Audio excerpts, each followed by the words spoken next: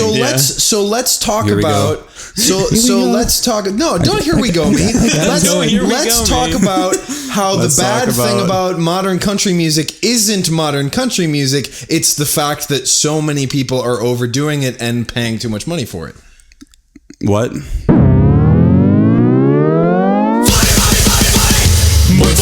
You triggered me, Rich. Welcome to BoyFlop, episode 19. We don't have Paul here to. We wish. He's here in spirit. Yeah, we on the last one, I think we were talking about maybe possibly getting Jonathan Young's father on this podcast, but we didn't do that. So I'm Family Jewel 7X. I'm Toby Keith. I'm objectively right. and this is the loudest podcast on the internet. Sorry. I really like my compression. We were literally just talking about over compression. And John, have you ever seen the waveforms of these podcasts before I put them up? I haven't. They're literally, this is a wall of sound podcast. Yeah. It's pretty funny. Like comparing this podcast. A bunch of reverb. I was thinking about like what we could do to like. Jonathan Young. Yeah. And I'm Jonathan. Yeah. I was thinking about putting, add like, reverb music. just to my mic, please. I could. That'd be funny. But like delay to Rich's and flanger to mine, so it just sounds like a fucking mess. Oh, delay. Okay. See, I thought you were saying like actually take my waveform and drag it forward like 30 seconds. So I'm just like having a conversation over here with no 10 one. minutes later, Rich starts laughing at the joke. A lot of the time, like I'll like try to like transfer these files because we record this on my laptop and then I have to move it to my my PC. But sometimes like the waveforms won't line up, and I'll try to line them up, and like John will be laughing, but you won't hear the joke for like 4 seconds or something because then you say it, and then you hear like this echo of a laugh, and like it sounds like demonic and fucking. It sounds like an acid trip. But yeah, no. So I actually run all of our voices through CLA Vocals. Good. And I think like Rockman Dry. Good. It works though. Like I feel like it really my favorite plugin. Shout out to my boy Chris Lord Algie. Your boy. Yeah, you guys my fucking boy. kick it. Yeah, we kick it. You guys get beers every weekend. The producer of Nickelback and Green Bay. It's Green Bay. Yep. It's fucked up. Like the CLA plugins and the Easy Mix plugins, like they're great. I fucking love them. I hate that they're so fucking good because like they all they do is they give you like 2 to 3 knobs to work with, and then it's amazing. That's what people said about digital recording 10 years ago. Yeah, that's true. But like, if it makes your job easier, then why fight it? Yeah, I feel like you don't learn the intricacies. It's like, okay, so do you need to know machine language to know C++? Right. No, you just learn C++ because it's easier. Right.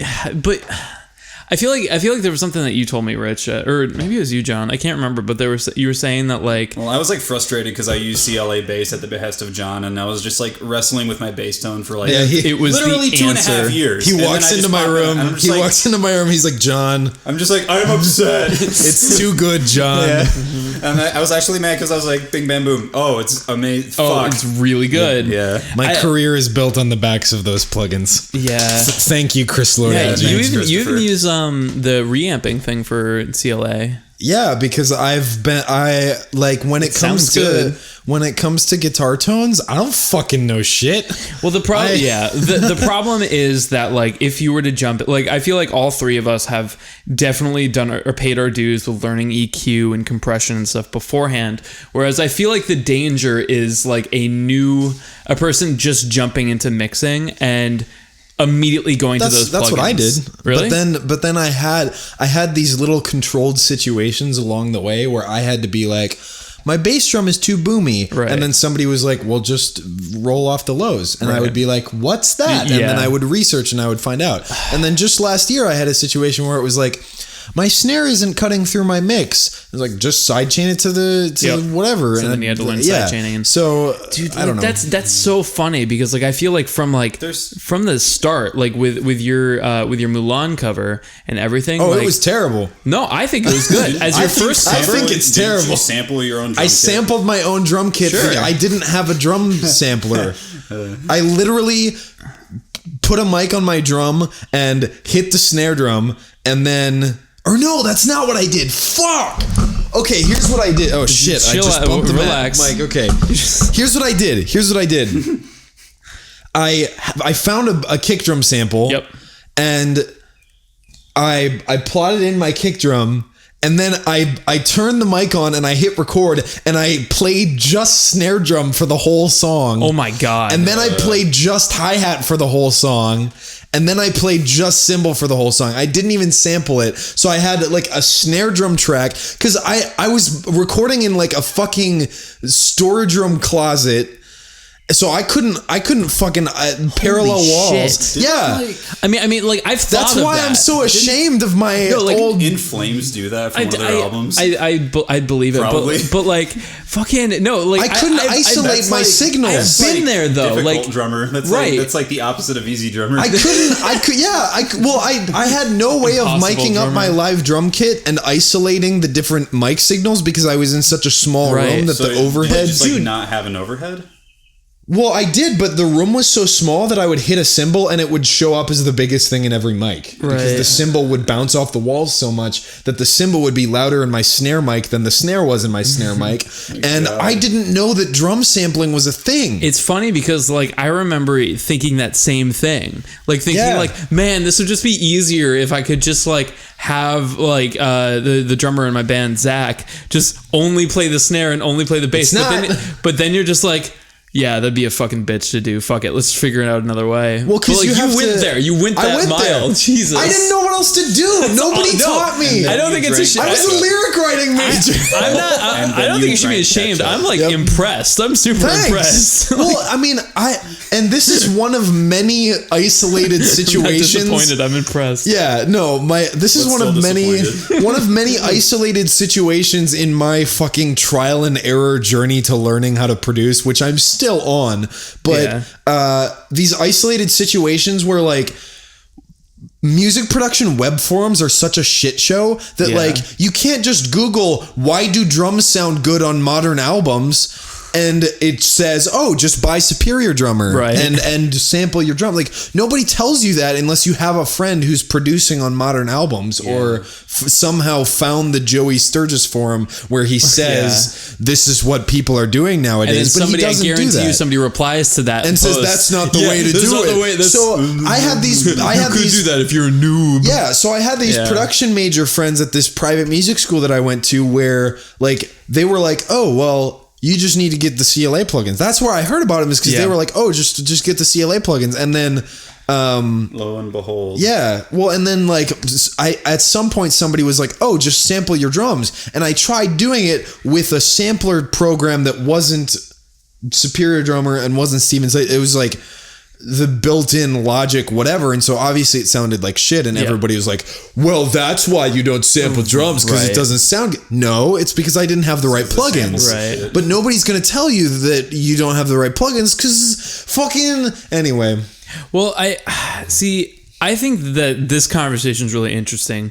A lot of people have no idea what we're talking about. Well, I think we've been pretty clear. Those of you who are totally fucking lost, we're talking about like when you record anything into a computer, it doesn't always sound good, so you need to use a thing to make it sound better, and that's a plugin. Essentially. So like every track that you record on you can add distortion or reverb or delay, just different effects to make it sound the way you want it to. Anyways, what I think is cool is that you pretty much were raised on CLA and you had a good sound from the get-go. Like I would say, contest that, but thank you. As your first YouTube video, I would not, because it's pretty fucking listenable. I can't say that about a lot of YouTubers. The only thing I really take issue with your very first cover is like you have an absurd amount of delay on your vocals and memes. I can make you a list of things that I don't like about there's a lot of other nitpicks, but like compared to like my first upload, where it's like see, it sounds like farting. Here's what's interesting about that is I think my first upload, my GoldenEye medley, came out really good. For whatever reason, it sounds really good. I was so afraid of using fucking plugins that were just like easy click and they're good. Well, yeah. So I sat there and I fucking like read everything I could about EQ, read everything I could about compression, used them in different settings, and did it like pretty much the way that everybody tells you to do. And sure enough, when I started applying those to my first GoldenEye cover, literally I was like, I compressed it by automating volume. Like when it got, I used to do that too. Yeah. So then, and I never did that, dude. Like when you palm mute, you know the low end like fucking eats everything up. So every time I did a palm mute, I went in and I did a little notch. Yep. Notched out all the palm mutes so that it leveled it out and stuff. How long did that take? A long fucking time. That's not technically compression though. That's just lowering the volume. Well, I know what I did would have been way easier if I knew how to use a compressor. Oh yeah, absolutely. So. But sure enough, when I started using compressors and EQ, the quality of my covers went to shit because I thought I knew what I was doing. And you just crank everything and just I was cranking everything, and instead of doing what I thought sounded good, I was doing what I thought other people wanted to hear. If that makes sense. And in that mentality, it's like you go on online forums, you watch all these YouTube videos, and they're all like, cut 500, boost the super highs, well, take out all why they do that though. Right, but I didn't. So I went through all of my tracks and took out all the low end and boosted all the highs, and then suddenly I have the trebliest video game covers on YouTube. And like I didn't know why. I thought I was abiding by all the rules, but like that's the thing is like what like the pros of what I did was now I understand all that stuff very well. Like if I were to listen to a cover, I could probably pretty accurately say like, I hear some shit in the 700 range, you know what I mean? And like you can go and cut that out and it's fine. The con is that like I didn't start at a point with things that sounded good, so I didn't even know where I was trying to get to. I just didn't start YouTube until it was a backup. Like I had already released an independent original album and a ton of a ton of recordings released in 2008's Linux Ubuntu Studios freeware DAW with a limiter that was more of a bit crusher than it was a limiter. So I don't know. I think it's kind of irrelevant to compare my first cover because like that wasn't my first run. That wasn't my first rodeo. Well, with production. neither was mine. I mean, and my first cover, like, Rich, you've heard some of my first stuff where I literally plugged like some of my first stuff. Like I literally plugged like a metal zone into the mic input. Well, that's not even on your channel. Yeah, it's true. That was hilarious. By the way. I didn't have anything else. Sounded like you were just kind of like. Just I don't know the way I describe it. Like you just like took a mic and then like tried to use it as a guitar pick. Yeah, like and then just recorded it. I describe it to people where like if you were to like amp up a guitar, but you took out the speaker and just put a piece of paper, and it just is a like that's the whole. I used to record all my audio tracks with a video camera. Yeah, dude, that was good. Well, I mean that's probably. And I used to mix in a video editing software. Yeah, I didn't know what DAWs were. Right. I like before I started doing covers, like I got kind of just like tossed into like Reaper. Yeah. And like which is a digital audio workstation and Drum Kit from Hell, like the Easy Drummer Kit and stuff, which I still use some cymbal samples from that because they're super crispy. From Drum Kit from Hell? Yes. Damn. The cymbals are fucking great. Okay. I guess I always have a knee-jerk reaction to that. Oh yeah, most of it's terrible because it's like bass drum. Hey, let's try this snare. It sounds like a piece of paper. Let's try this kick. It sounds like 2 pieces of paper. Yeah. Like it's really good. bad. Anyway, but yeah, like I got tossed in there because the rhythm guitarist for my band was like, yeah, so like you can like use this cheating program that puts drum things and you just kind of click and clack it around and then you have a drum. And I was like, wow, that's cheating. And he's like, yeah, no, I didn't realize that was kind of like my first step towards doing this stuff. Yeah. And I didn't even know like that was the thing. I thought it was like a little rinky dink, like little, it's a toy. Like, oh, we can use this for kind of sort of like practice drums. Yeah. Like, no, we can use this for recording. Yeah, definitely. I remember some of my, I was in a band called Face Grenade. And we started doing our demos where like I started using Mixcraft for recording, and it my condolences. It has a bunch of these like pre-made, like it's actually really good for like its VSTs that are in the box are amazing. They're and really their strings are shit, but they have like the best shamisen VST I've ever heard in my life, and I really want to steal it, but and put it on Cubase. It also has a bunch of samples, and so what I used to do was take like those like metal drum sample that's just like boochie boochie boochie boochie, and then just like copy and paste it. It sounded terrible. Yep. And it wasn't until like somebody like listened to it and they're like, have you heard of Easy Drummer? Yeah, well, I remember it was on my okay, so I did chronologically, I did I'll Make a Man of You, Let It Go, Go the Distance.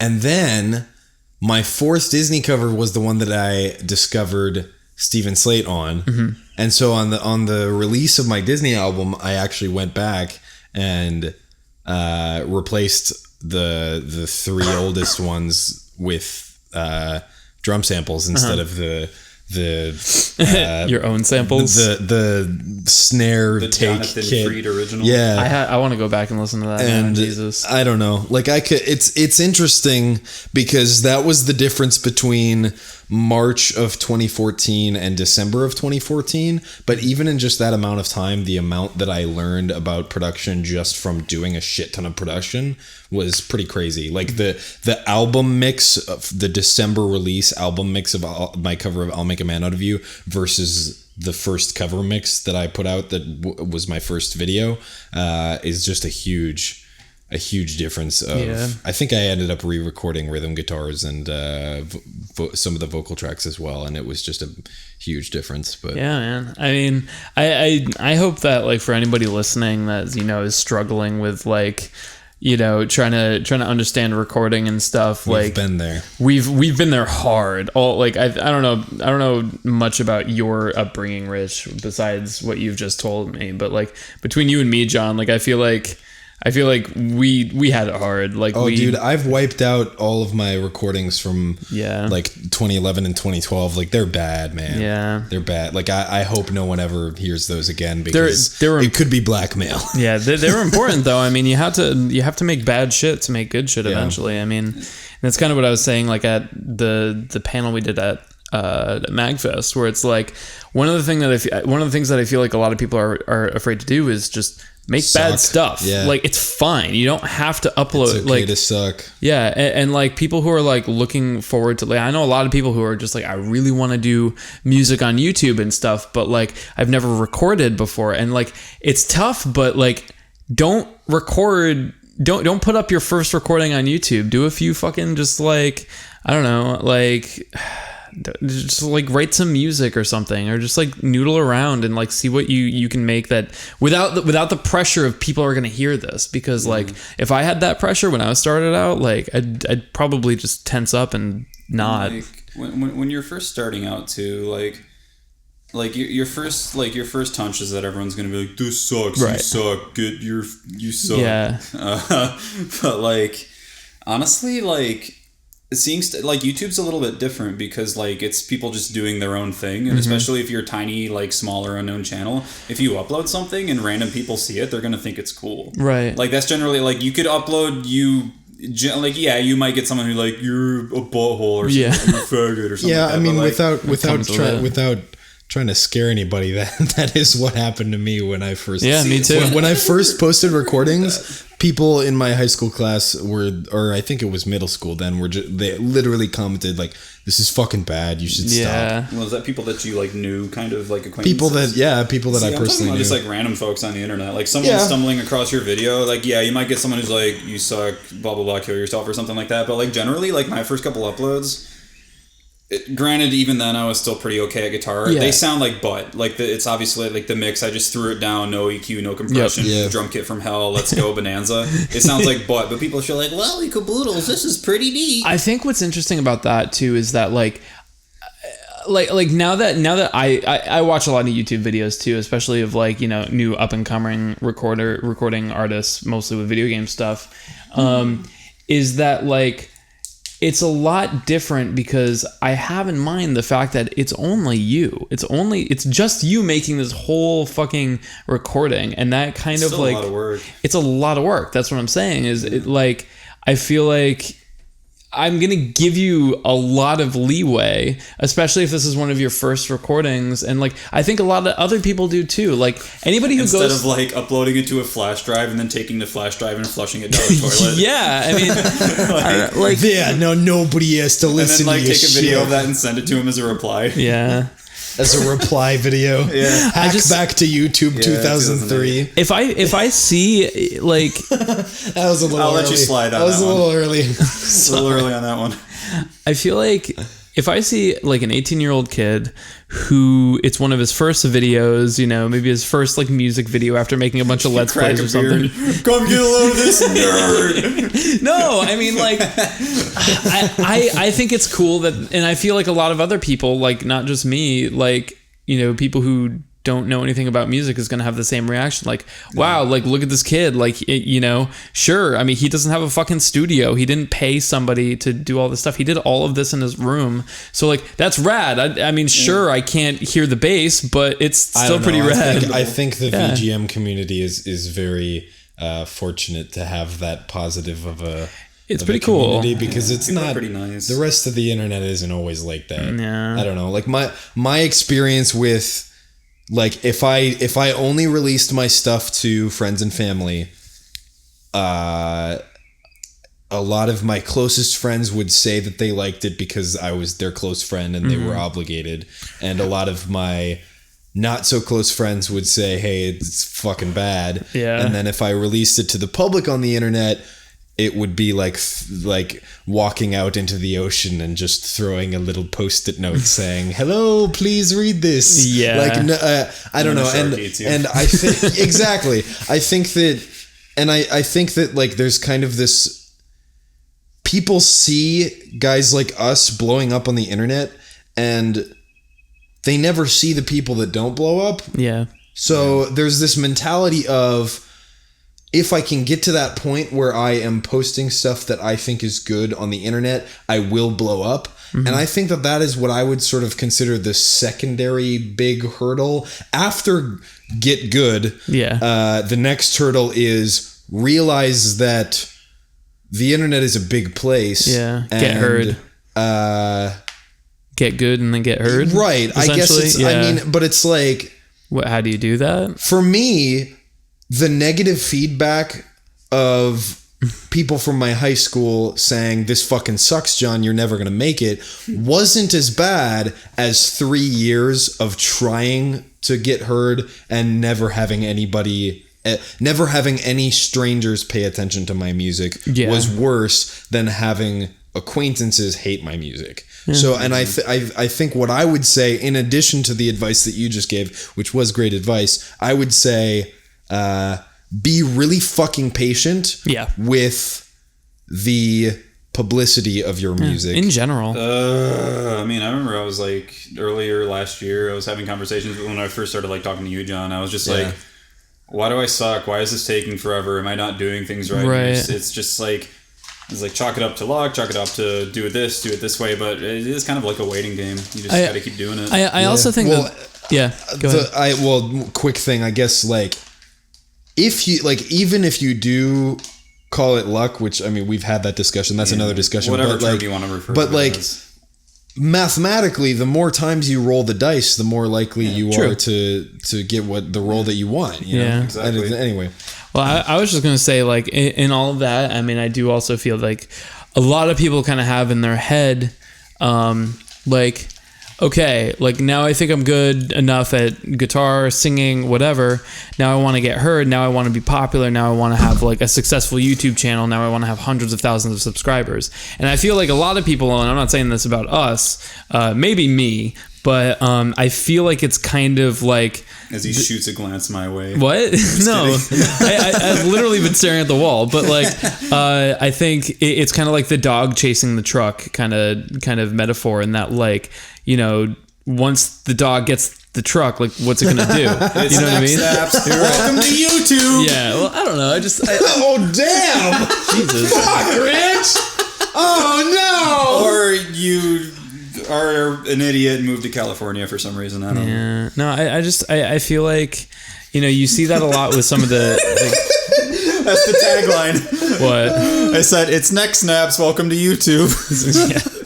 The truck stops and the dog just... Yeah. Well, it's like, yeah, what happens when the dog that chases cars finally catches the car? It bites the tire.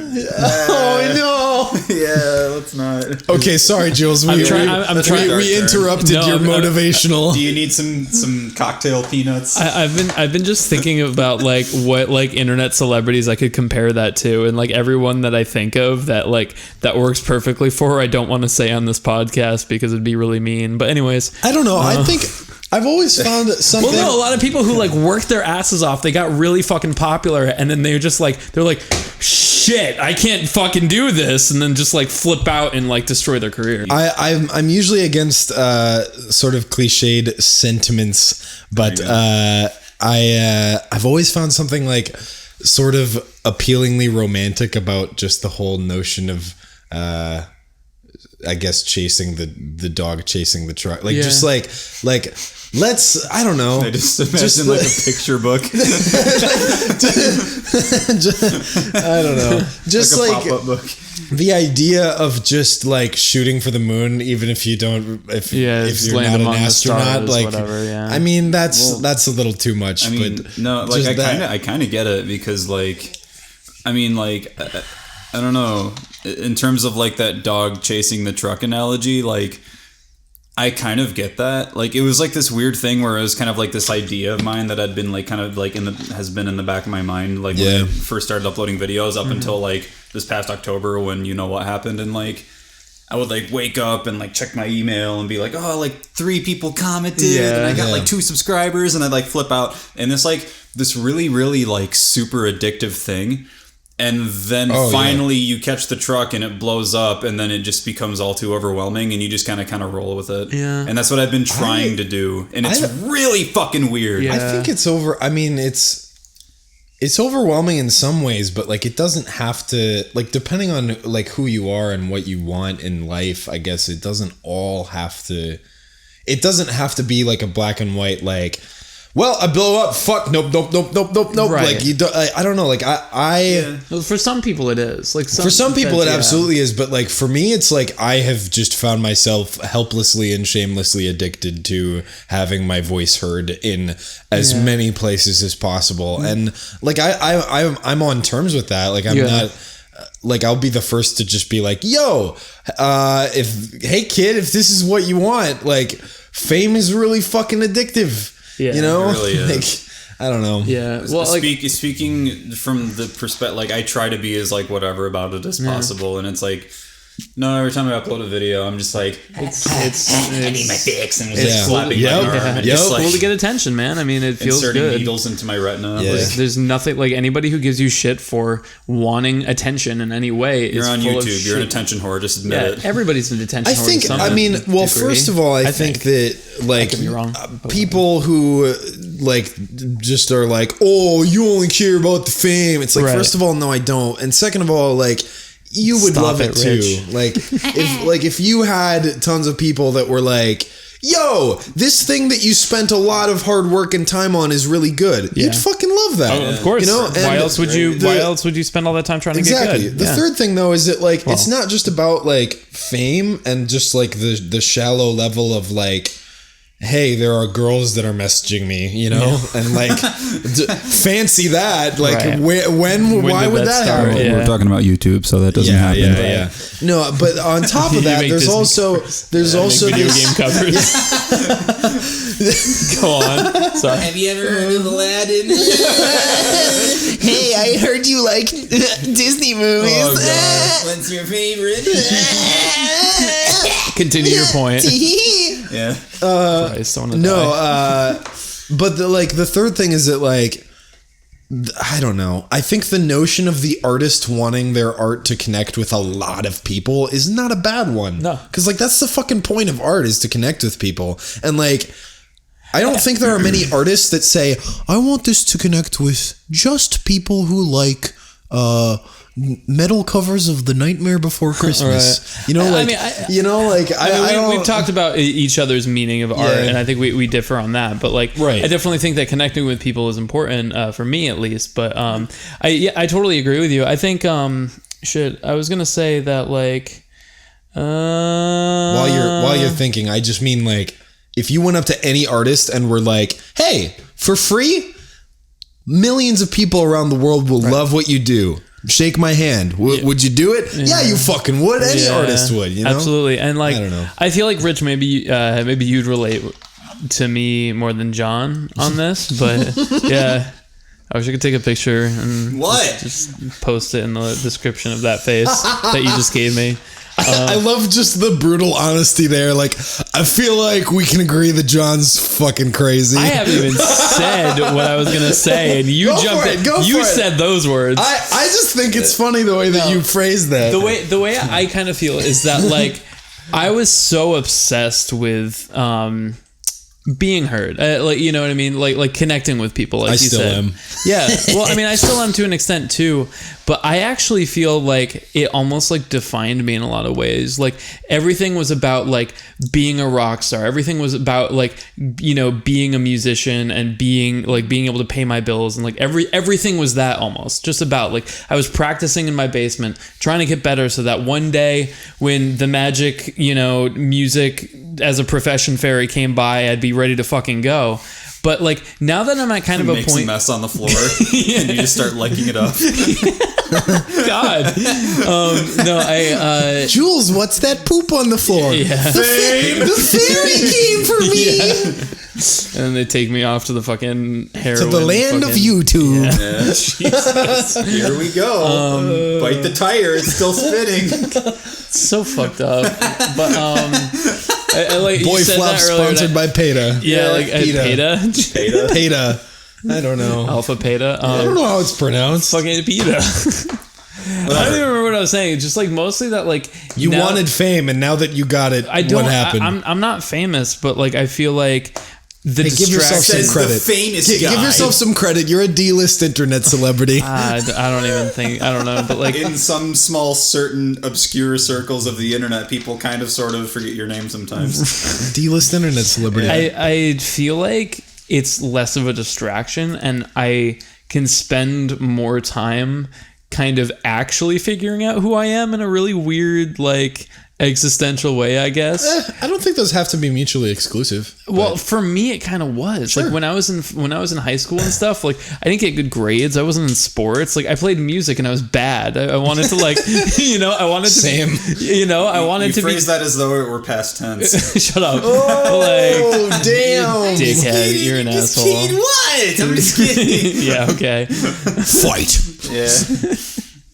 I don't know, like I feel like I spent so much of my growing up like just like I don't know, romanticizing like popular musicians and like seeing their lifestyles and being like, man, that looks exciting, and they're like getting girls and all this attention and stuff, and I want that. And then now that I got like a taste of it, like I'm just kind of like, okay, so that doesn't solve my problem, but well, okay, maybe we can look somewhere else. Jules, may I? Go ahead, John. Say the word. I'm gonna throw your raisins at you. Hey, these are vanilla yogurt coated raisins. I know. I swear to God. I'm gonna put these over here, John. If you're about to go devil's advocate on me, this is what you have to do. You have to make me a shot. We don't have any liquor. That, and you have to make a devil's advocate jingle that plays on this podcast every single time you play devil's advocate. I'll make a t-shirt. I don't know about a jingle. I'd have to think about the jingle. I would have to. It can literally be grab your bass and play the Seinfeld theme. I'll do it. I'll make a jingle. Go ahead. Okay, so you say you come into my house and you say. Disrespect you. You say I spent such a long time romanticizing the rock star life, and now I want to just find myself in kind of an existential cliche way, romanticizing the rock star life as opposed to, you know, standing on a mountain in the sunset, finding yourself. Like, what is that? What is finding yourself to you? It's all about success. I mean, it all comes down to like. I mean, I feel like everybody. you know, everybody wants to be, you know, unique, good. Everybody like as almost specific as I can be. Like, I feel like most people just want to be good. However, these people define what good is to them. Could it be like success in business, success in music, maybe physically good, or like anything? Like for me, I'm physically good though.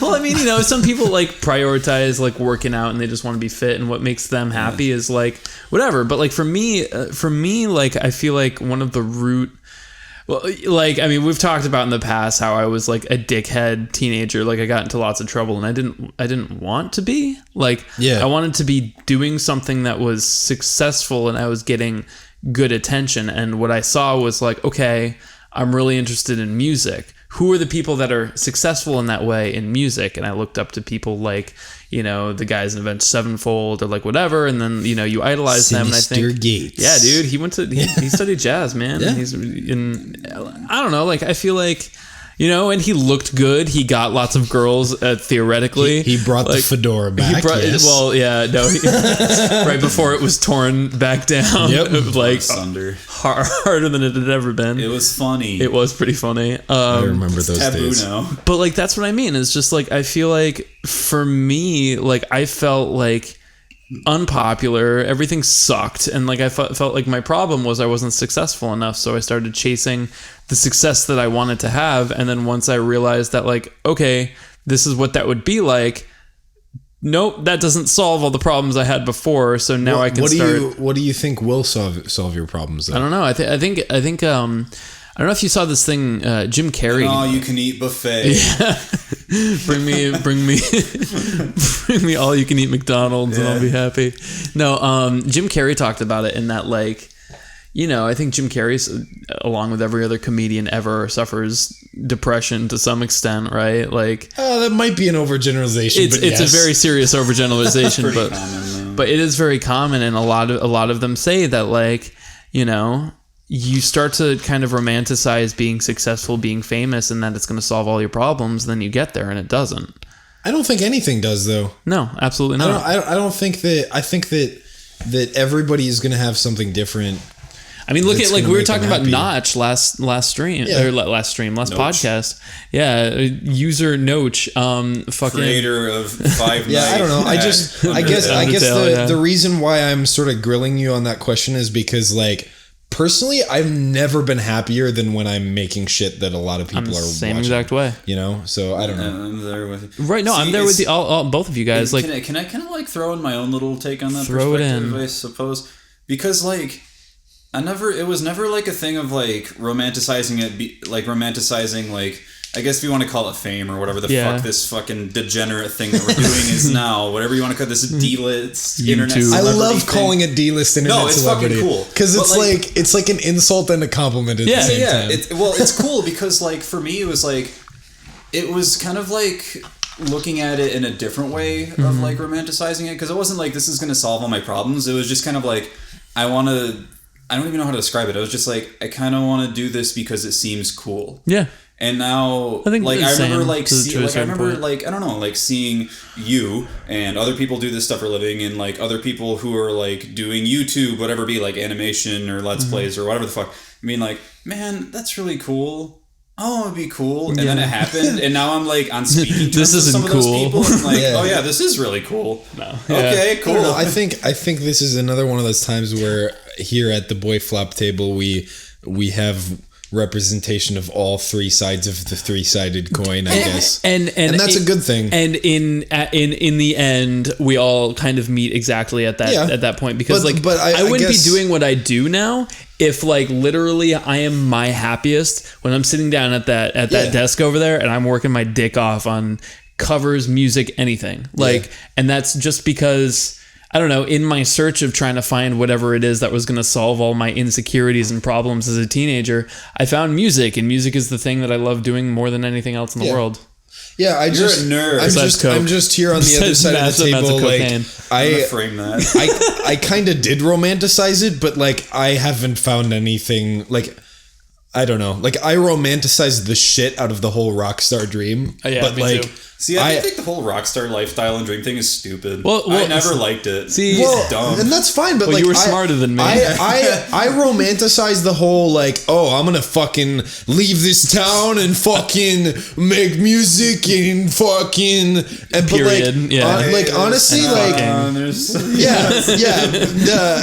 fucking love it. Day to remember. Yeah. No, but like honestly, I'm loving it so far. Like I haven't had any moment where I've been like, I need to do some soul search. Like I've found it. Like I think honestly, I think I've fucking found what I want to do, and I don't really believe in like what I'm meant to do, but like yeah, kind of. Also, I hate to play this card, but I have been doing this longer than you, John. I don't think I don't think that's a good card to play because you and I have always approached this from a different musical philosophy. I've always been the guy to just like throw myself headfirst into the pit of fucking whatever to an extent, D-list so internet. But I don't know. Like you're not. You're both nerds. You're not making Adele covers. You know, like you started this like well. If you want to be like Jonathan Young, I covered Song of Storms twice. That's like literally the equivalent. but if we were both VGM cover artists, or if we were both fucking sellouts like me, then it would make more sense for you to be like, well, I am the elder here. But like, I disagree, just because like it's different. Even though we're doing different covers and different like audiences, I still think it's we're different. both making covers on YouTube, and we're both adorable, John. I think you're adorable. I think it's different. Do you think I'm adorable? Because, no, I think we're adorable together. Nope. I think it is different because you have gone on record on this podcast saying that video game music is something that you are passionate about. And I have gone on record saying I have gone on record saying that I Don't Fuck With You metal cover by Big Sean is not something that I'm passionate about. So you're making a conscious decision to keep to your code, sort of, and I'm making a conscious decision to abandon that in favor of jumping into the pit. Have abandoned your code once or twice, haven't you? What do you mean? I've been told that you actually don't like Kingdom Hearts at all. I hate Kingdom Hearts. I've never said any otherwise. Yeah, you covered it. I like the music. Okay. See, I thought you were under the impression that you're just like, but you've also said you only cover like music from games that you're passionate about. That I've played. Huh? That's what I said. I said I make covers of games that I have played. No, you said you made covers from games that you're passionate about. Being passionate about the music. That's totally what you said. You said it on this podcast. I'm staying out of this one, gents. Jules, I'm defending your point. I'm defending your point because you can like the music and not like the game. Well, that's the thing. Or you can like develop like an affinity for the music and a certain arrangement of it. No, I get you. And what I'm saying is that like, I mean... All I was saying is don't write off my argument because you're older. Because I'm not writing it off. I'm just saying that like when I jumped into something else with what I'm saying is like it's like no, I mean I've definitely said I only cover games that I would never have said that. Like that's why I'm confused. Like I don't like all the games that I've covered music from it, but if I covered it, then I liked the song. Like I've never covered a song because I wanted views, and that is where we differ, John. But what I think it was an early episode, and maybe it was just like I didn't hear you. It was like worded like kind of like strange or something. Right. But you said something along those lines, and I was like, he doesn't like Kingdom Hearts. No, but I love the music. I just mean like you. I mean like. The what I'm talking about is just YouTube in general, being seen on YouTube and getting that taste of fame for whatever reason that it is. Right, but like the notion of getting famous and then saying, maybe this isn't going to solve everything and I should go find myself. Well, no, it's exciting for you right now. It's still exciting for me, but I feel like that's not one size fits all. No. Like there are people that's older than saying. Yeah, I know, but like just the implication of, well, I've been doing this longer and this is how I feel and you feel that way because you haven't been doing it as long. There's kind of an underlying implication of like, well, you might agree with me in a couple of years, and I might, but like I also might not. And I think it's important to acknowledge that I might not agree with you in a couple of years because we are different people, and that's all I'm saying. I didn't make that point in the way of saying like in 2 years you will definitely feel this way. I know you didn't say that, but that is always the underlying tension implication. John, tension. let's just kiss. Whenever somebody says, "Well, but I have been doing this longer," that's always the implication is that, well, you might agree with me. I didn't mean it in the way that most people implicate it, though. Yeah. Metamorphic. What are you talking about? I started naming off the types of rocks. It's not metamorphic. No, what is it? It's like sedimentary, igneous, and then what's the third one that begins with an M? It's like meta something. Isn't it metamorphic or something like that? I might be making up a word. I want to say I probably have no idea. Mr. Hamilton from 7th grade geology would be ashamed of me. Fucking text him. You have his number, right? I have him on Facebook. Dude, I actually had the raddest environmental science teacher in 7th grade, and that's the dumbest segue. Welcome to BoyFlop, ladies and gentlemen. Let's just fucking. It is metamorphic. What the fuck? Yeah, that sounds like a fucking butterfly or some shit. It sounds like a Pokemon. Yeah, it's like a Pokemon type. Metapod. John, what are you working on this fucking week? Is it that time already? I don't want to go into any more segues or whatever the fuck just happened. It was funny. No. I'm working on my April Fool's cover, which I will not be revealing at this time. And this is gonna be a short one. And then I'm gonna start. I don't know. I have a lot of ideas of just random covers that I want to do. Like what? I want to do some NSYNC. Yeah, you were talking about that like a while ago. Yeah, I really want to do it this time though. Game of Thrones is just around the corner. Boys. I am gonna do Backstreet Boys. I want to do a really heavy cover of Backstreet's Back. I'd still prefer you do Larger Than Life. I want to do both. Why not both? Porque no los dos? Stop. I want to do both. We gotta buy a fat suit for that video. No, I want to do just a pound of nacho cheese. I'm gonna. I might start doing some stuff from Phantom of the Opera. Cool. And I don't know if I can reveal this right now, but I'm doing.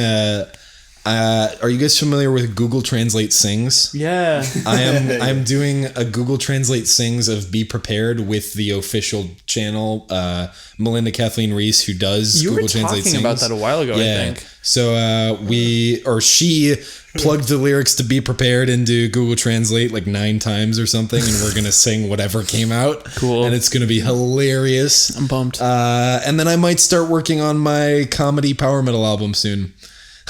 If you do Backstreet, can Rich and I be in it? Like doing what? Doing vocals. Oh yeah, what? Cool. Everybody. I really want to do it so that John, you and me are like super passionate about it, and Rich just looks like really miserable. Well, I want to do Larger Than Life so I can be like really aggressive and be like, and that's why you're larger than life. Looking at you, Julian. Yeah. I probably just clipped the fuck out of that. I don't care. Anyway, you broke the microphone. Because you sat on it. It's funny. All in all, I am very excited to be back in action again after a really rough month of dealing with copyright. And now I'm dealing with switching YouTube networks and switching distribution companies, but that's just about all squared away. So I'm excited. Rich, what are you working on? Wouldn't you like to know? There's... Fuck, I can't talk about that either. There's some things. I don't know. That's how you need to know. Damn. Yeah. Cryptic, mysterious Richard. Your subscribers are going to lose their shit. Crypt of the Necrodancer.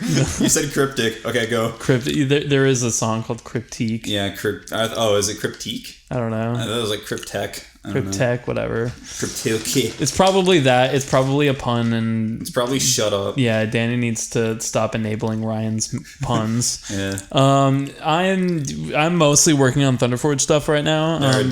I'm trying to just beast out the EP before I leave for the East Coast for like a month pretty much. I'm a week from today, which is yesterday if you're listening to this. I'm leaving for the East Coast, see family and go to PAX East. When is that? PAX East is the 22nd to the 24th. Damn, you guys are going to be gone for a while. Well, you're only hanging out. I need to order my plane tickets. Yeah, you should do that. I might be visiting random. I guess I can disclose this because I guess the party I'm with discloses this stuff all the time. I'm going to be in Portland, I think, in like a few weeks or something. That'll be fun. Visiting friends and whatnot. Yeah, let me know how that goes. Yeah, and I'm doing some stuff for PAX. I'm definitely going to be doing a meet and greet with Polaris. The panel that we were trying to get through, I guess, like by the skin of their teeth, didn't get in, but we'll probably be doing it at another PAX or something. About just music and YouTube and stuff like that. It's probably it's not gonna happen at PAX East, but maybe another time. I'm also gonna be at PAX East. I didn't say that, but yeah, Rich will be there. I am going to be doing a performance at the Polaris booth on Friday. I want to say at 11. It might be noon. Might be. I don't remember. I'll put it on my website eventually or something. And I'm also going to be playing at the Jam Space Friday at 6 p.m. Hopefully going to have John and Zach from my MagFest set performing with me. So if you guys are at PAX East, you can get probably a little snippet of what we did at MagFest. And come say hi. Yeah, come say hi. Other than that, finishing up the character themes top 10 medley on stream in the next couple of days. It'll probably go up next week. And I'm probably going to be finishing up some of my original soundtrack stuff. So just mostly trying to drive everything home at this point. Like a lot of different projects I've been working on, like little bits, and like these next few weeks I'm trying to beast out a bunch of it before I'm gonna be away. So I think if we actually BoyFlop on Sunday, actually do it, then there will be another episode. But I don't know. I think April might be a BoyFlop scarce month, so just be ready for that. We could call it a season, or it's like we could try to. It's 19. We could do it just John and I. We can't. Yeah, we can't stop on 19. Well, we could do. Or we could. We could. Yeah. we could. Yeah, we could have like Aaron and I. Oh, that'd be fun. We could get some guests in. Or like your D&D crew. That'd be cool. The whole D&D crew. Well, it sans him. Yeah. I would feel bad doing a flop without you, though, Jules. Yeah. No, it's fine. I mean, one of you guys got to edit it. I mean, it's not hard. I mean, I pretty much told you. To you. Yeah. I mean, John, you can edit it at your show, right? Yeah, pretty much. No, I could probably take. You can probably edit it. Just run everything through CLA and fucking throw on the intro and it's done. Yep. Yes. I can show you. I can tell you what the templates for the YouTube videos easy. I can figure it out. Wow, if you could figure out why don't you edit this one? You want to edit this one, John? Just take a load off me. Edit my podcast. You've been doing this longer than me. Yeah. I was gonna be like, Julian, I'm actually the elder one here, so you should probably leave me in charge of editing, or I'll do it I'll just do it in like Audacity. Please do. You could. I mean, this podcast. You're pretty. What were you gonna say? Huh? What were you gonna say? I was letting you continue to talk. No, you were gonna say something. It's gonna be. It's some delicious tea. It's good. 0 calories. How many calories you got? 0 calories. You piece of shit. What were you gonna say? I wasn't gonna say anything. You were gonna say editing this podcast is what? Easy. You're making shit up, Julian. You're easy. Thank you.